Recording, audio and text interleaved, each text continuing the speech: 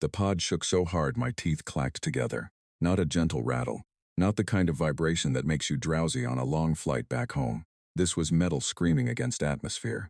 Gravity doing its worst. And 17,000 feet of alien sky trying to tear us apart before we even hit the ground. I gripped the harness strap across my chest and breathed through my nose. Slow. In. Out. The oxygen recycler on my suit hissed with every inhale, cold and faintly metallic. Beside me, Corporal Nate Briggs had his eyes closed and his lips moving. He was not praying. He was counting. He always counted on the way down. Said it helped him land focused instead of panicked. I never asked him what number he was aiming for. Across the narrow cabin, Private Lena Ford sat rigid, both hands flat on her knees, staring at a fixed point on the pod wall like she could hold the whole thing together, through sheer concentration. Next to her, Specialist Owen Drake was grinning. He always grinned on the drop. I used to think it was nerves. After 6 missions together, I understood it was something else entirely. Owen simply loved this part. The altimeter on my wrist read 9,000 feet and falling fast. My name is K.L. Morrow. I am a sergeant in the United Earth Strike Force, 9th Drop Division, and 48 hours ago I was eating instant noodles in a bunk bay aboard the carrier ship above this planet, wondering if any of this was real. It was real. Vareth 5 was a planet 312 light-years from Earth, orbiting a pale amber star at the edge of a region the Galactic Assembly called the Contested Fringe. The Varathi had lived on it for longer than humanity had known how to write things down. They were tall, quiet, slow-moving people with long memories and gentle voices. They built their cities out of woven stone and lived in communities that had existed for thousands of years without a single war between them. The Vorath Dominion had arrived 11 months ago. The Vorath were not gentle. They were expansionist, methodical, and completely certain of their own superiority. They had conquered 14 worlds in the past century and absorbed their populations into a labor system that the Galactic Assembly called complicated, and the Varathi simply called what it was. The Assembly had committees. The Assembly had resolutions. The Assembly had strongly worded statements delivered by ambassadors in clean uniforms sitting in climate-controlled rooms far from the burning. None of that helped a single Varathi village. The first time I heard about Vareth 5 was not through official channels. It was not a mission briefing or a news report. It was a Varathi ambassador named Soren, who stood in front of a gathering of Earth military officers and said, in perfectly translated English, that he was not there to ask for help.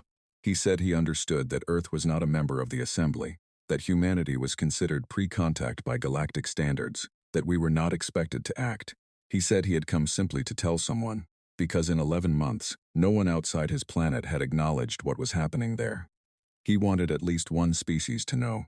He finished speaking and stood there with his long hands folded in front of him, and his dark eyes very still. Our general, a quiet woman named Colonel Vera Kane, asked him one question. She asked how many of his people were left. He told her. She dismissed the room except for her command staff. 3 days later we had orders. The Vorath had not been told. That was not an accident. Colonel Kane believed, and I agreed with her completely, that warning the Vorath would accomplish 2 things.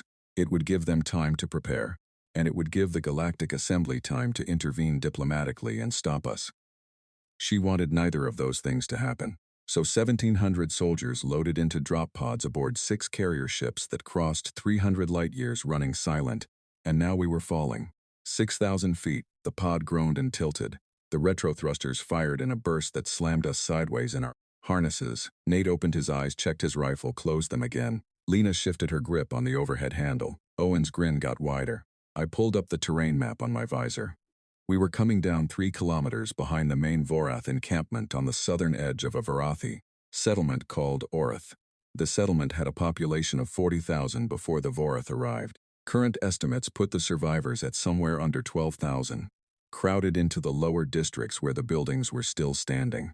The Vorath garrison at Orith numbered around 800 soldiers with armored support vehicles, and a command post that sat on a hill at the edge of the old market district. They had aerial patrols on a regular rotation and ground sweeps every 4 hours. Our intelligence, gathered by a pair of Varathi scouts who had been risking everything for months to get information out, put the next ground sweep at approximately 40 minutes after our landing window.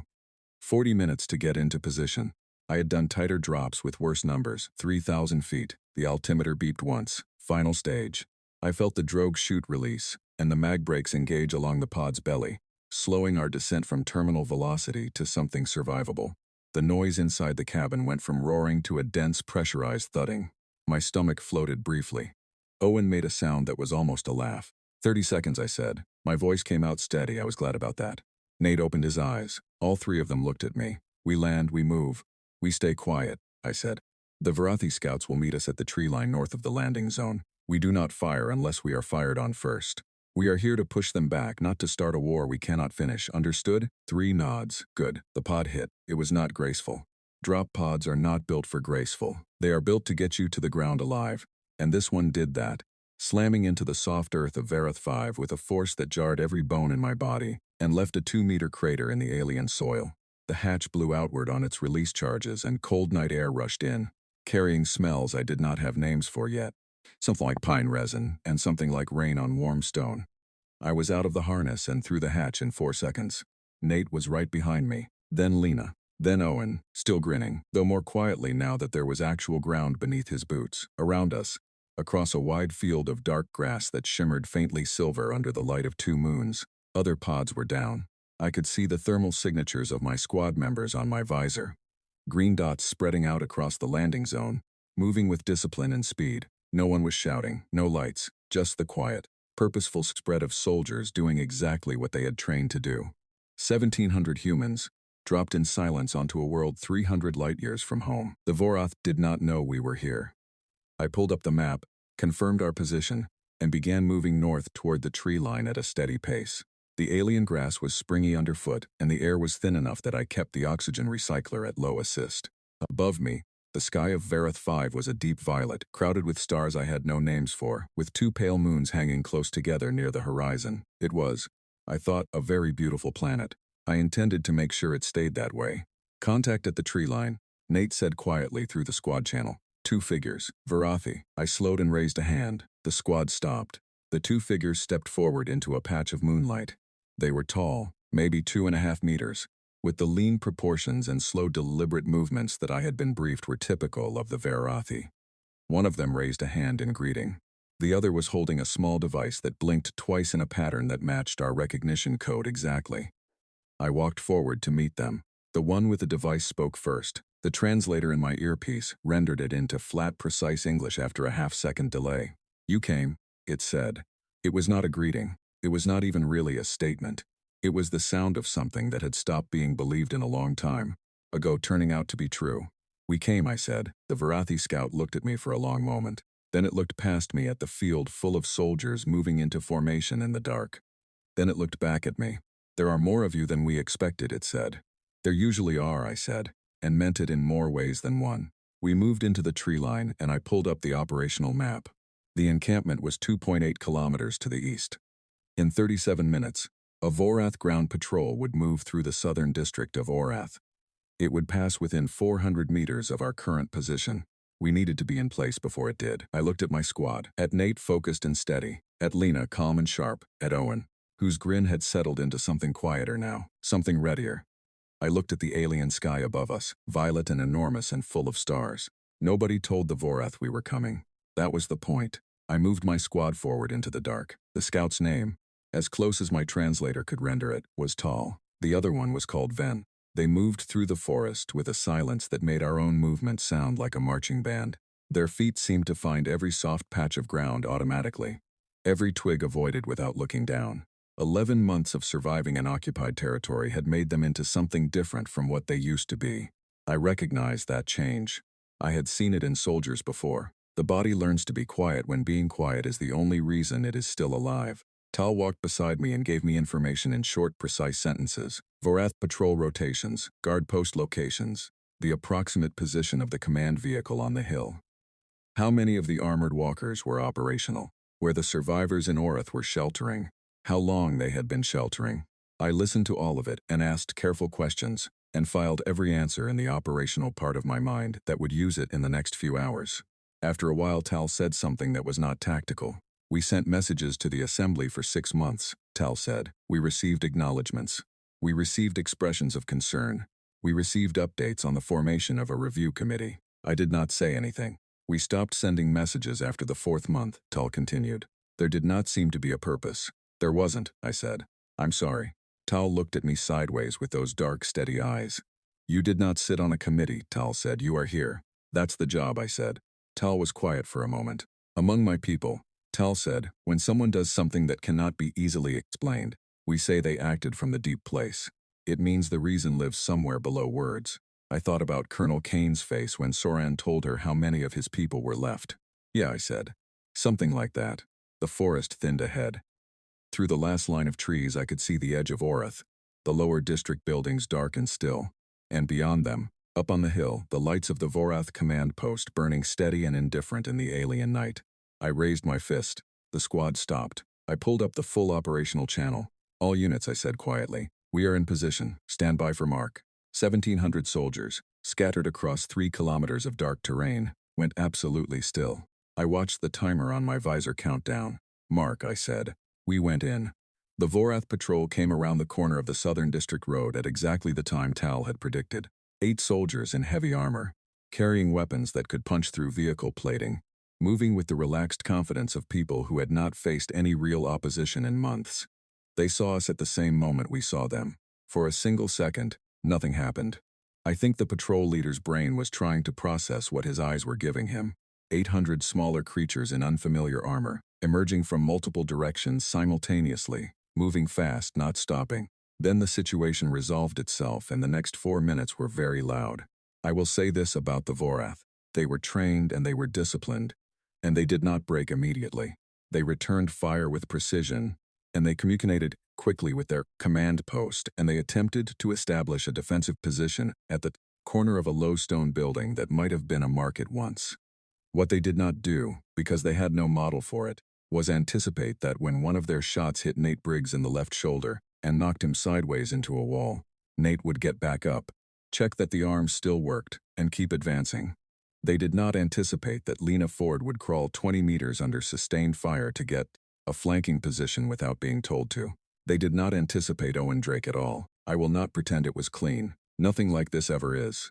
But when the 4 minutes were done, the patrol was no longer a threat. My squad was intact, and the radio on the captured patrol leader's belt was crackling with increasingly urgent calls from the command post on the hill. I picked it up. The voice coming through was clipped and authoritative. It spoke in the Vorath language and my translator rendered it. Patrol 7, report status. Who engaged you? What species? I clicked the transmit button. This is Sergeant Cale Morrow of the United Earth Strike Force, I said clearly. We are humans. We are from Earth. We are here on behalf of the Vorathi people and we are not leaving. I suggest you start thinking very carefully about your next move. Static. Then, after a long pause, the voice came back. Slower this time, like someone trying to remember a word from a language they had never actually learned. Earth, it said, not a question. More like a calculation running out loud.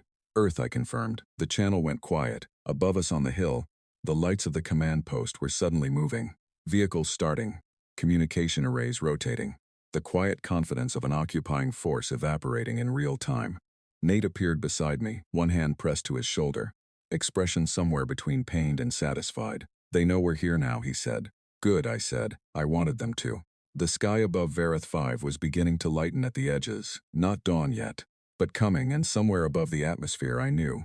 Colonel Kane was watching the Vorath fleet repositioning on her tactical display and quietly, methodically, planning her next move.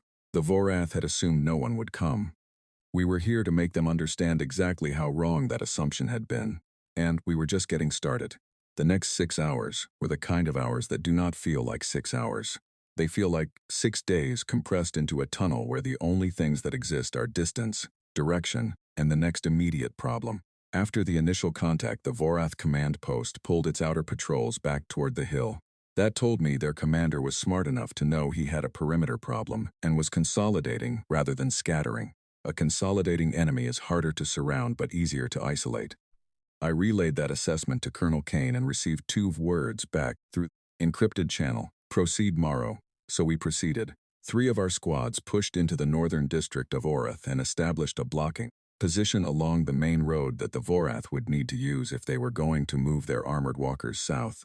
2 more squads moved to the eastern edge of the settlement and began dismantling the Vorath communication relay station that connected the garrison to their fleet in orbit. That was Owen's team's assignment. He handled it with the focused enthusiasm he brought to anything involving things that needed to stop working. My squad moved toward the center of the lower district, where the Varathi survivors were sheltering. The buildings in the lower district were old, much older than anything I had ever stood inside on Earth. The stone was dark and dense, and the walls were thick enough that they had absorbed 11 months of whatever the Vorath had thrown at this settlement and were still standing.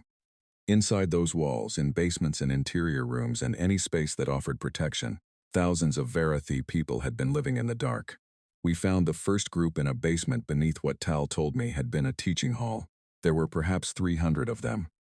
When we came through the door, they flinched back against the far wall and made no sound. Not even the smallest children made a sound. 11 months had taught them that sound could cost everything.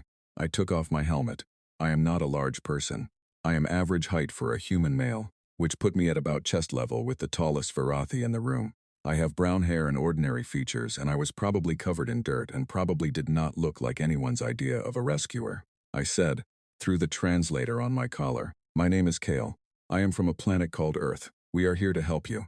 You are safe right now, and we are going to try to keep you safe. Please stay where you are until we tell you it is clear to move." Nobody moved.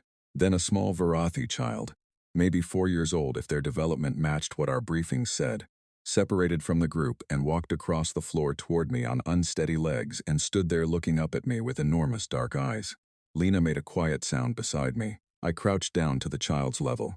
The child reached out one long-fingered hand and touched my face very gently. The way you touch something you are not sure is real. Then it turned and went back to its family. I stood up and put my helmet back on and got back to work. But I did not forget that moment. I have not forgotten it since. By midday, the situation had shifted in ways that our pre-mission intelligence had not fully predicted, which is the nature of missions. The Vorath commander on the hill had made a decision that I respected even as I worked to counter it. Rather than wait for us to come to him, he pushed 2 of his armored walkers down the hill road toward the lower district. Armored walkers were big.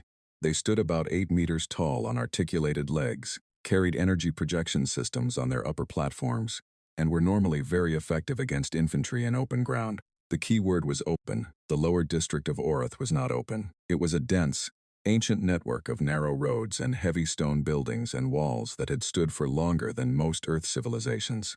Walkers in tight urban terrain are not effective. They are large, loud, slow to turn, and they cannot point their weapons straight down. I had been in enough difficult terrain to know exactly what to do with that. I split my Trental scouts into 3 groups, and we let the walkers come down the road until they were committed, until they could not reverse easily, and then we made them very aware that they were in the wrong kind of place. I will not detail every step of what happened in those 2 hours. The point is that both walkers were non-operational by early afternoon, and none of my people were lost in the process. Nate re-injured his shoulder doing something I told him not to do, and I made a note to have words with him about it later, but later was a concept that felt very far away. What I remember most clearly from that stretch of fighting is not the walkers. It is a moment of quiet in the middle of it, when I was pressed into a doorway waiting for the right angle on a target, and I looked down the road and saw, through a gap in the buildings, a group of Varathi survivors watching from a high window. They were not hiding. They were watching. An old Varathi male was standing at the front of the group, very still, looking down at the street where we were working. He had the kind of stillness that comes from a long life spent watching things. Not the stillness of fear, the stillness of someone who is thinking deeply. Our eyes met for a moment. He put one hand over his chest in a gesture that Tal had told me, during our walk through the forest, was what the Varathi did when they witnessed something they wanted to remember. Then the walker moved and I moved and the moment was gone. But I kept it. The same way I kept the moment with the child. Some things you hold on to not because they help you fight, but because they remind you why you are fighting in the first place. Those are actually the most useful things of all. By late afternoon, the northern blocking position had held against 2 Vorath attempts to break through. Owen's team had taken down the communication relay, which meant the garrison on the hill was now operating on short-range communications, only isolated from their fleet command in orbit. Colonel Kane reported that the Vorath fleet above was repositioning, but had not yet committed to ground support posture, which meant they were uncertain. Uncertainty was good. Uncertainty meant they were thinking instead of acting. Thinking takes time. Time is what lets you get things done. I pulled my squad back to the teaching hall basement for a 2-hour rest cycle, which is a formal way of saying we ate field rations on the floor, and Lena changed Nate's bandage while Owen slept sitting up with his head against The wall and I sat near the door and went through the afternoon's tactical reports. Tal sat beside me. Your people fight differently, Tal said after a while. Differently from the Vorath. From anyone I have seen, Tal said. The Vorath fight to overwhelm. They bring strength and apply it until the resistance stops. It is efficient. It works against species who respond to that kind of pressure by stopping. We don't stop, I said. No, Tal said, you change. When one approach does not work, you use a different one. When you are pushed, you push back from a different direction. You seem comfortable not knowing what will happen next. I thought about how to explain something that felt to me like the most natural thing in the world. We have been doing this for a very long time, I said. Our planet's history is mostly the story of what happens when two groups of us meet and disagree. We got good at it out of necessity. Tal considered that a difficult way to grow, Tal said. Yes, but here we are. The radio crackled. It was Colonel Kane. Morrow. Heads up. Vorath fleet has sent a signal to the Assembly requesting clarification on what species is currently engaging their garrison on Vareth 5. Assembly has no record of Earth authorizing any action here. The Vorath are confused. Good, I said. There is also a secondary fleet element breaking from the main formation, Kane said. 4 ships. Moving toward orbital insertion above Orith. 4 ships against our 6 carriers in orbit. Not comfortable odds, but Kane's voice carried no particular alarm. What's our posture? I asked. I am currently drafting a very polite response to the Vorath fleet commander, Kane said. It says in essence that Earth forces are here in support of the Varathi people and will not be withdrawing. It also says, in somewhat more direct language, that any Vorath action against our carrier group will be met with a complete and immediate escalation that the Vorath Dominion will find instructive. How do you think they'll take it? Kane was quiet for a moment. I think they will take it the way everyone takes it when they meet us for the first time, she said, with a great deal of confusion followed by the slow realization that we are completely serious. She signed off. I looked at Tal. Tal's dark eyes were steady. Tal said, We have 6, I said. Is that enough? I thought of everything I knew about Colonel Vera Kane. How she spoke, how she planned, how she had looked in that room when Soren told her the numbers.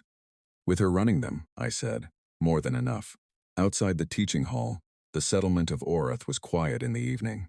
Somewhere on the hill, a Vorath commander was making calls on short-range communications and wondering how this had happened. Somewhere in orbit, a fleet admiral was receiving a message from Earth that no one in his military history had ever had to interpret before. And in a basement full of Varathi survivors, a small child was asleep against its mother's side, not flinching in its sleep for the first time in months. I ate the rest of my field ration and let Lena sleep and watched the door and thought about the morning. It was going to be a significant morning. The message from the Vorath Fleet Admiral came through Colonel Kane's channel at ZO 300, local time. She forwarded it to all ground commanders. I read it on my visor in the dark of the teaching hall basement while my squad slept around me. The message was long, and its tone was what I would describe as deeply offended. It said that Earth had no legal standing in this engagement. It said that the Varathi situation was an internal Dominion matter. It said that humanity was not recognized as a spacefaring species under assembly law and therefore had no right of intervention.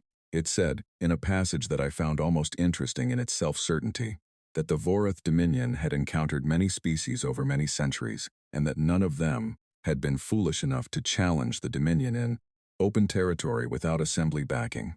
It ended by demanding our immediate withdrawal and promising that non-compliance would result in the Dominion treating this as an act of war. Colonel Kane's reply was 17 words. Earth does not require assembly recognition to know right from wrong. We are staying. I read it twice. Then I woke my squad. Get ready, I said. We're doing this for real in the morning. Dawn on Vareth 5 came in layers. The amber star rose slowly, throwing long pale gold light across the rooftops of the lower district. The 2 moons were still visible on the western horizon, fading. The air was cold and very clear and carried that smell I still had no name for, the one like rain on warm stone, stronger now in the early light. I stood at the edge of the teaching hall doorway and looked at the hill. The command post up there was active. I could see the lights, the movement of vehicles, the rotation of what looked like new defensive positions being prepared. The Vorath commander had spent the night getting ready for what he now understood was a coordinated assault by an unknown force that had already taken out 2 of his walkers and cut his communications. He was preparing for us to come up the hill. He was right, but not in the way he expected. Our orders from Kane were clear, and I had spent 2 hours in the night refining the details with Nate and Lena and the squad leaders from the units. on the northern and eastern positions. We were going up the hill in 3 columns, timed to converge on the command post from different angles within a 90-second window. The objective was not to destroy the garrison. The objective was to remove its ability to operate as a functioning military force and to capture, not harm, the commander. Kane wanted him talking. A talking Vorath commander telling his fleet what had actually happened on the ground here was more useful than silence. I looked at my squad. Nate had his arm in a field brace, but his rifle was steady. Lena had that focused look she got when she had mentally already completed the mission and was just waiting for her body to catch up. Owen was checking his equipment with methodical care. No grin this time, just attention. Tal and Ven stood a little apart, watching us. "You don't have to come up the hill," I told Tal. "We have been waiting 11 months for someone to go up that hill," Tal said. "We would like to be there." I nodded. "Stay close. Stay behind our forward line. If anything changes fast, you pull back immediately. Understood?" Tal put one hand over their chest in that gesture. "Understood," Tal said. I clicked my radio. "All units, this is Morrow. Time on target in 4 minutes. Move to start positions now." 1,700 voices did not answer. 1,700 soldiers just started moving. We went up the hill in the golden morning light of an alien sun, and the Vorath who watched us come must have wondered, in the last quiet moment, before everything changed, what exactly they were looking at. What species would cross 300 light-years for people they had never met? What kind of soldiers kept advancing when they were hurt and improvised, when the plan changed and never, in any engagement, at any point in that long night, had given any indication of stopping? They did not have a good answer, but we did. The command post fell in 11 minutes. Not because we were careless with lives, we were not. Not because we threw people at problems without thinking. We never do. It fell in 11 minutes because the convergence worked exactly as planned, and because the Vorath commander, to his credit as a professional, recognized when a position was no longer defensible and made the calculation that fighting further served no purpose. He was a large being, the commander, nearly 3 meters tall, with the dense layered armor that indicated senior rank in the Dominion, and the kind of posture that said he was accustomed to being the most significant presence in any room. He stood in the middle of his command post with his hands at his sides and looked at me across the space between us. Then he looked past me, at the settlement below the hill, at the buildings, at the small figures moving in the streets of the lower district, at the Varathi people coming out of their shelters in the growing morning light, slowly, cautiously, looking up at the hill with an expression that even across that distance communicated something universal. He looked back at me. "How many of you are there?" he said through the translator. "Enough," I said. "Why did you come here?" he said. It was the same question Tal had asked. The same question the night patrol leader had almost asked before everything went loud. I was starting to understand that it was the question the Vorath had no existing framework for. Their species operated on interest and advantage and calculated cost. A species crossing 300 light-years for strangers did not compute inside that framework. I thought about the child in the basement touching my face. I thought about the old Varathi male at the window, putting his hand over his chest. I thought about Soran standing in front of a room full of Earth officers and saying he had come simply to tell someone, because someone should know, because they needed help and no one else was coming. I said, "That's the whole reason. There isn't a longer explanation." The commander looked at me for a long time. Then he set his weapon on the floor. Colonel Kane came down from orbit 4 hours later, landing in a transport at the edge of the lower district, where we had cleared the main road. She was a compact woman in her 50s, with short gray hair, and eyes that took in everything around her with a speed that made you feel she had already thought 5 moves ahead of whatever was currently happening. She looked at the hill, then at the settlement, then at the Varathi people moving carefully through the streets, beginning tentatively to return to the open world. Then she looked at me. "Status," she said. "Garrison is secure. Commander is in custody. Vorath ground forces have suspended all active operations pending orders from their fleet. Their fleet is currently not giving orders because they are busy receiving the message you sent them." Kane almost smiled. "How are your people?" "Nate needs a proper medic. Everyone else is operational. And the Varathi?" I thought about how to summarize 11 months of siege and 1 night of change. "They're coming outside," I said. Kane nodded once. She looked around again at the alien morning, at the amber sunlight on the stone buildings, at the pale moon still fading on the horizon. "Good," she said. "That's a start." Above us, somewhere beyond the thin violet sky of Vareth 5, the Vorath fleet was still repositioning. There were still calls being made to the assembly. There were still committees preparing to convene. There were still a great many complications ahead. But in the lower district of Orith, for the first time in 11 months, Varathi children were playing in a sunlit road, and we were here. That was enough for the morning. The 72 hours after the command post fell were not quiet. Quiet would have been too much to ask for, and I had learned a long time ago not to ask for things that are too much. You ask for what is achievable and you work toward it hard, and sometimes you get a little more than you expected. And that is how you keep going. What we had in those 72 hours was a situation that was stable but fragile, like a bridge built in the night that looks solid until you test its weight in daylight. The Vorith garrison was disarmed and contained in a section of the upper district buildings. They were not mistreated. That was not something I would allow, or that Colonel Kane would have permitted. They were given food and water, and medical attention for the injured among them, which some of them seemed to find confusing. I suspect they expected something harsher from a species that had hit them. Without warning from 300 light-years away, the Vorith fleet above had gone quiet after Kane's message, which was not the same as gone. 4 ships held a high-orbit position. 6 of ours held a closer one. Everyone was watching everyone else and making calculations. The Galactic Assembly, meanwhile, had achieved a state of complete institutional panic. Kane forwarded me the relevant communications as they came in, which she did with a dry efficiency that told me she found the Assembly's reaction more amusing than alarming. 14 different member species had sent formal inquiries demanding to know what Earth was doing, under what authority, and by what right. 3 had sent what could be diplomatically described as strongly worded complaints. 2 had sent what were more accurately described as thinly veiled threats, though the veils were very thin and the threats were not particularly creative. None of them had sent help. I noted that. I noted it the way you note the position of everything in a room when you walk into it. Not to judge it immediately, just to know where everything is. On the ground, the work of the first 3 days was the work of presence.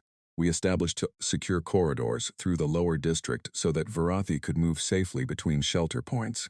We set up field medical stations and the medics from our carrier group came down in rotation and worked alongside the Varathi healers who had been doing what they could for 11 months with very little. We assessed the structural integrity of the buildings the Vorath had targeted and identified which were safe and which needed to be left alone.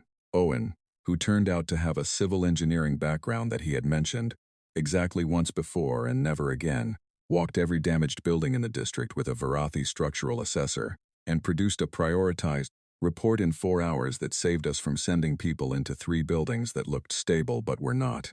I put him in charge of the structural survey team and told him to treat it like a mission. He grinned. Lena organized the medical corridor logistics and coordinated with the Varathi community leaders who were beginning, cautiously, to re-emerge and take up the roles that 11 months of occupation had forced them to abandon. She had a quality that I had noticed early in our service together and never stopped relying on, which was that she could communicate care and competence simultaneously, so that everyone who worked alongside her felt both helped and respected. That quality is rarer than tactical skill and worth more in certain situations. Nate was in the field medical station, getting his shoulder properly treated, which he submitted to with poor grace and which I insisted upon.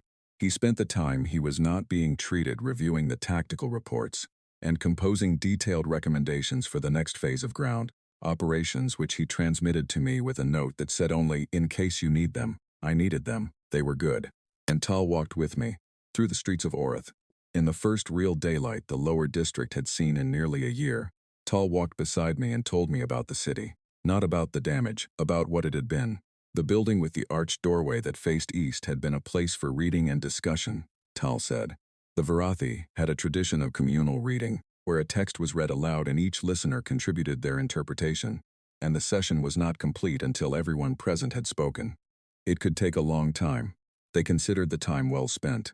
The long, low building near the central road had been a place for the very old and the very young to spend time together.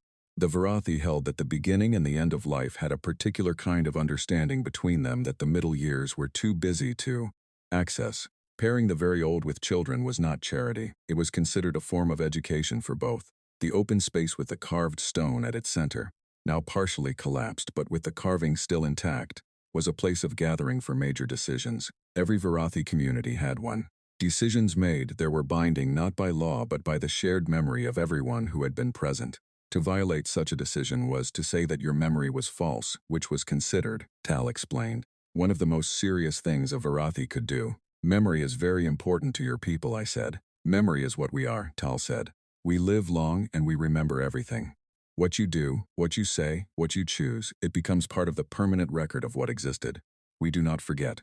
I walked beside Tal and thought about that. Then they will remember this, I said. What happened here? What the Vorath did. Yes, Tal said. There was no anger in the word. Just the statement of a fact that could not be changed and would not be lost. And they will remember that you came, Tal added. I did not respond to that. There was not much I could say to it that would not come out smaller than the thing itself. On the second day, Soran came. Not the Soran who had spoken to our officers on Earth, because that Soran had stayed on Earth for further diplomatic communications and was currently, as Kane informed me with what I interpreted as dry appreciation, in the middle of his 7th consecutive meeting with Assembly representatives, who were trying to manage the situation. That Soran was handling that end of things. The Soran who came to Orath was the elder I had seen in the upper district window during the fight with the walkers. He came down to the lower district in the morning, walking with the slow, deliberate pace of the very old, and he found me at the field medical station where I was going over the night's reports. He was tall, even by Varathi standards, and his coloring was much lighter than Tal's. A pale gray that I understood from the briefings meant extreme age. His eyes were the same dark, still quality as all the Varathi eyes I had seen, but there was a depth to them that was different from Tal's or Ven's, the difference between a river and the sea. He sat across from me and said, through my translator, that his name was Soran, and that he had been the keeper of this district's memory for 140 years. I told him my name. He studied me for a while in the direct Varathi way that I was beginning to find comfortable rather than uncomfortable. I watched you from the window, he said, during the fighting. I saw you, I said. I have seen many things in 140 years, Soran said. I have seen this community grow and change and face difficulties and recover from them. I have watched individuals come and go through the years, and I have held their memories after they were gone.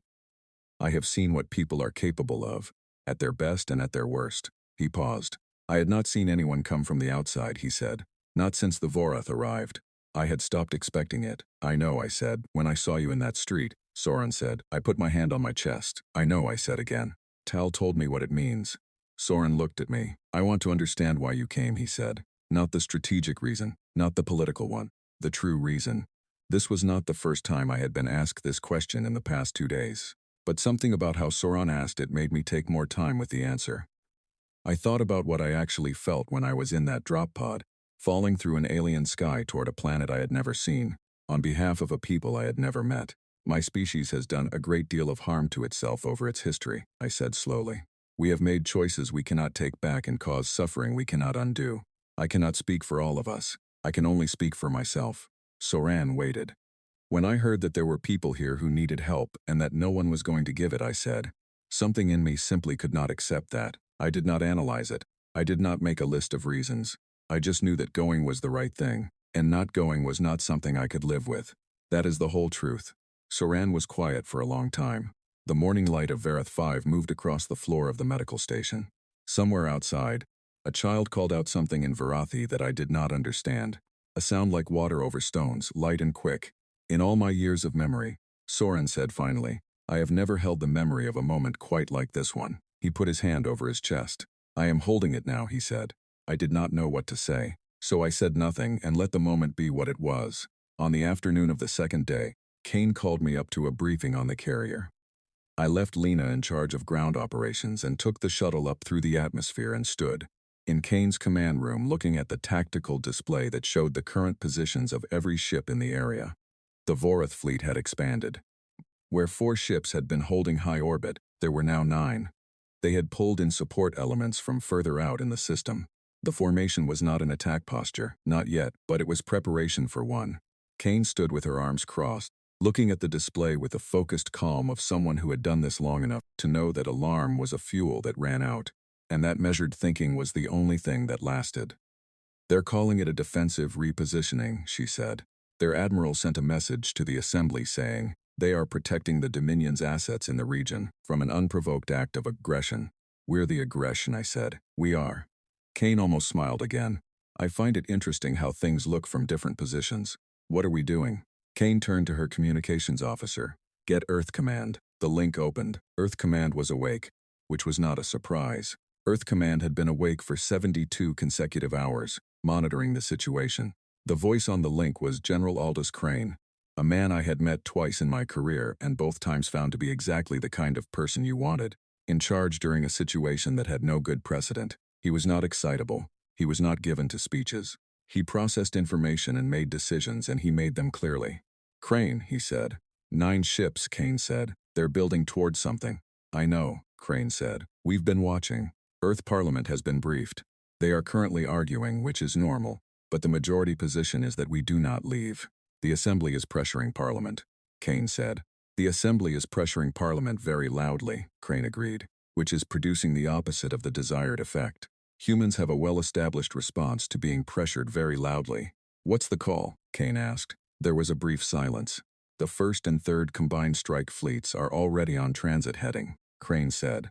They will reach Vareth 5 in 36 hours. The 7th is 30 minutes behind them. Kane looked at the display. That is a significant deployment, she said. Yes, Crane said. It is also a clear statement. We are not posturing. We are not negotiating. We are finishing what we started. He paused. How are the Varathi? He said. It was a simple question, a human question. The kind that gets asked when the reason behind everything else needs to be brought back to the front. They're coming outside, I said from across the room. Crane heard me. Good, he said. Keep them safe until we get there. The link closed. Kane looked at me. 36 hours, she said. The garrison is secure, I said. The lower district is stabilized. We can hold 36 hours. You sound confident, she said. I am, I said, and I was. Not because I did not understand the risk.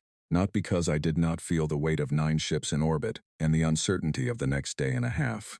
I was confident because I understood, in the specific way that comes from watching people in the worst situations, what my people were capable of. We had been falling from the sky onto difficult situations for 10,000 years of recorded history. We had never, not once, run out of the particular quality that made us keep going when keeping going seemed unreasonable.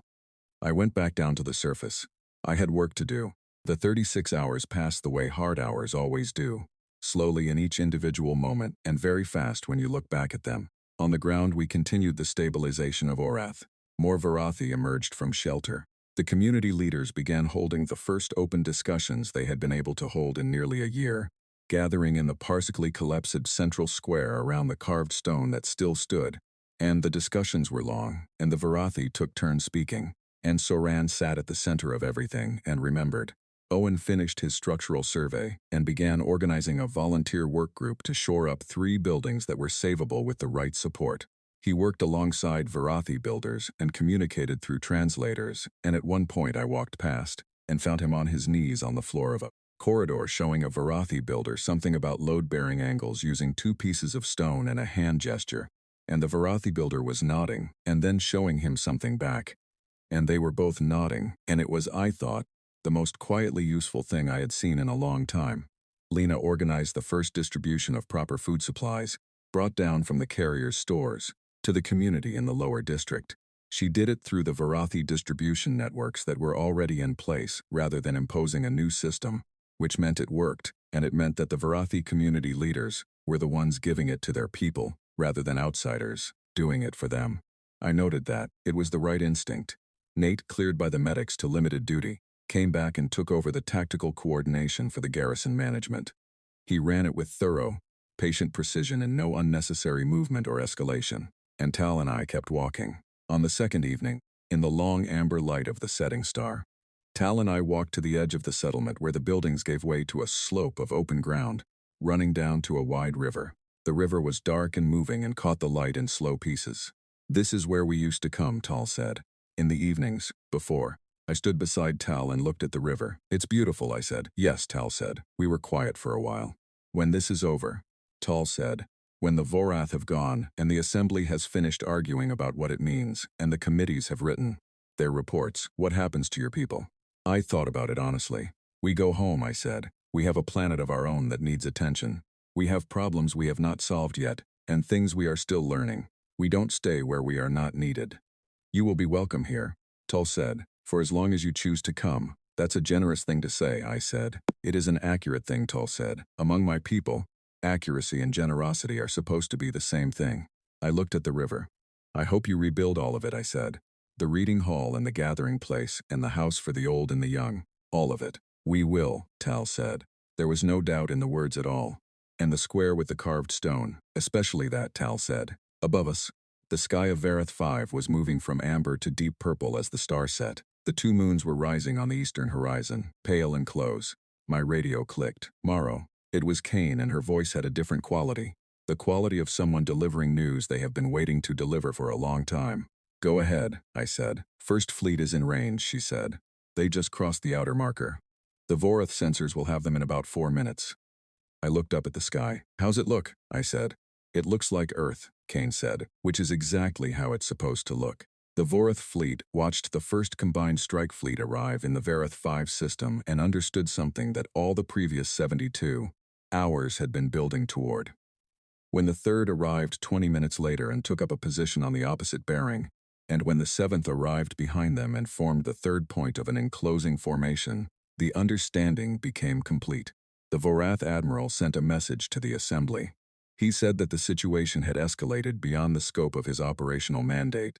He said that his fleet was not equipped to engage 3 full Earth combined strike fleets in open engagement. He said, and this was the part that Kane read to me with particular attention, that he recommended the Dominion High Command initiate diplomatic contact with Earth directly regarding the status of Vareth 5 and the Dominion's activities in the contested fringe.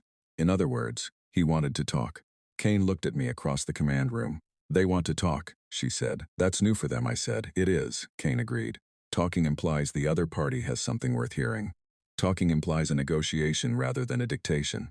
She paused. It implies they think we can hurt them. Can we? I asked. Kane looked at the tactical display and the 3 fleet formations and the 9 Voreth. Ships that had stopped moving. Not the whole Dominion, she said, not today. But what we can do, clearly, is make the cost of continuing this particular action in this particular place higher than the Dominion is willing to pay. Which is, as it turns out, sufficient. She turned to her communications team. Open a channel to the Voreth fleet commander, she said. Tell him I will speak with him in 30 minutes. Then she looked at me. Go back down, she said. Be with your people. The next part is mine. I went back down. The morning that the Voreth ground forces formally withdrew from Oreth, the entire lower district came out. I did not expect it to look the way it looked. I expected it to be quiet, tentative, people moving carefully in small groups. What I had not understood, because I had not experienced it before and could not have predicted it, was what it looks like when a people who have been held down for 11 months feel the weight lift all at once. It was not quiet. The Varathi came into the streets and into the square and to the riverside. And they made sounds that my translator could not fully render, but that then communicated something beyond words, something that went directly into the part of you that does not need translation. Soren stood in the central square by the carved stone, and I stood at the edge of the gathering and watched. The very old were brought out in chairs, because some of them could not walk well anymore after months in confined spaces, and children climbed up onto walls to see over the crowd. And somewhere in the gathering a group of Varathi began something that my translator identified as a memorial chant, slow and resonant, for those who had not survived to see this morning. Lena was standing near the medical station. She was not crying exactly, but her face had the look of someone who had moved past the point where crying was the right response to something and arrived at a larger, quieter feeling. Owen was up on a building with his structural survey team, still working, because there was still work to do. But he had stopped and was looking down at the square, and his expression was one I had not seen on him before. Nate appeared beside me. How's the shoulder, I said. Fine, he said, which I did not believe but let pass. We stood together and watched the Varathi people fill their city again. After a while Nate said, worth it. I did not say anything. Every single part of it, he said, worth it. Yes, I said. I went to see the Voreth commander one more time before the diplomatic phase began, and the situation moved into hands other than mine. He was in the building we had assigned for the garrison's detainment, sitting at a table in a room with 2 of his senior officers, and he stood when I came in with the automatic response of a professional soldier. Seeing another professional soldier enter, I sat down across from him. He sat. For a moment we just looked at each other. Your fleet is negotiating, I said. I know, he said. What do you think will happen? He was quiet for a while. I think the Dominion will withdraw from Vareth 5, he said. I think there will be terms and conditions and a great deal of formal language. I think the assembly will try to take credit for a resolution it had nothing to do with. He paused. And I think my career is finished. Because you lost, I said. Because I lost to you, he said. That particular loss will require a great deal of explanation that I am not sure I can give to anyone who is not here to see it. I looked at the table between us. I want to ask you something, I said. He waited. When you were told to come to Verath 5, I said. When you were given this assignment, did anyone tell you about the Verathi? Not the tactical information, the actual people, what they are like. He looked at me for a long moment. No, he said. Did you ask? Another long moment. No, he said again. Something in his voice was different the second time. That is the whole difference between us, I said. I think. He looked down at the table. Perhaps, he said. I stood up. Your people will be treated well until the formal arrangement is concluded, I said. You have my word, he looked up at me. I know, he said. I left. The formal withdrawal took 4 days to negotiate. Kane handled the Vorath fleet. A team of assembly diplomats arrived on day 3, having traveled at speed from the nearest assembly station, and were politely but firmly told by Kane that the negotiation was between Earth and the Dominion, and that the assembly's role was to observe and ratify, not to participate. This caused, from what I heard secondhand, something of an institutional crisis in the assembly. Kane did not seem troubled by this.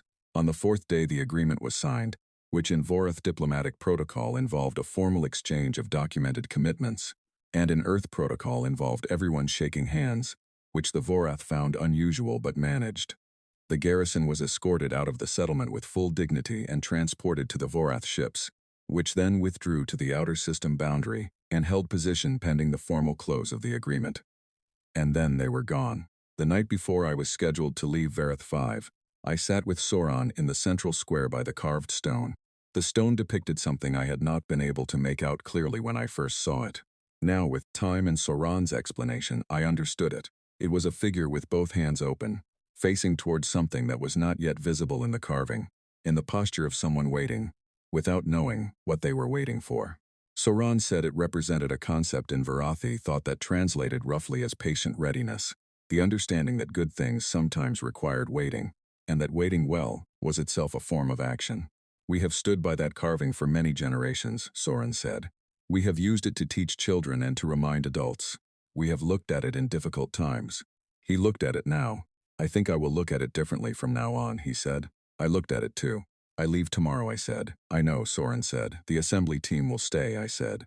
And Colonel Kane is leaving a liaison group for the transition period. I know, Soran said again. We sat with the silence of the night around us. Somewhere in the lower district a light was on in a window. The first lights in many windows. Varathi families in their own homes again. Tal told me what you said, Soran said, about why you came, about the thing that you simply could not accept. Yes, I said. Among my people, Soran said, we have a word for that quality. The one that cannot look away from something that is wrong. The one that goes when others do not. He said the word in his own language. It was a long word, musical and layered, and my translator took a moment with it. It means approximately. Soran said, those who remember that others are real. I thought about that. We do not have one word for it, I said. We have many stories about it. Every culture we have ever had has told versions of the same story, about someone who went when they did not have to. Perhaps, Soran said, that is because for your people it is not one quality, it is who you are. I looked at the carved stone figure with its open hands. I hope so, I said. The transport left at dawn. The lower district was quiet in the early light, but not empty. The Varathi who were early risers had come out already, moving through their streets with the easy familiarity of people returning to a place that belongs to them. My squad was aboard the transport when I got there. Nate with his arm properly strapped and a small carved stone in his pocket that a Varathi child had given him the day before. Lena with a journal in her bag in which she had been writing every night since we landed. Owen with a detailed structural report on Orath that he intended to send to the Varathi builders as a parting reference document, because that was Owen. Tal was at the transport landing area. We stood facing each other in the morning light. Tal reached into a fold of clothing and brought out a small object and placed it in my hand. It was carved from dark stone, small enough to close my fingers around. The carving was the same figure as the one in the central square, the open-handed figure facing something unseen in the posture of patient readiness. From Soran, Tal said. He carved it last night. He said it is for remembering. I closed my hand around it. Not heroes, Tal said. That is not the word we will use when we tell this story. The word we will use is those who arrived. I looked at Tal. We will come back, I said. Not to stay, but we will come back, Tal said. I went up the ramp.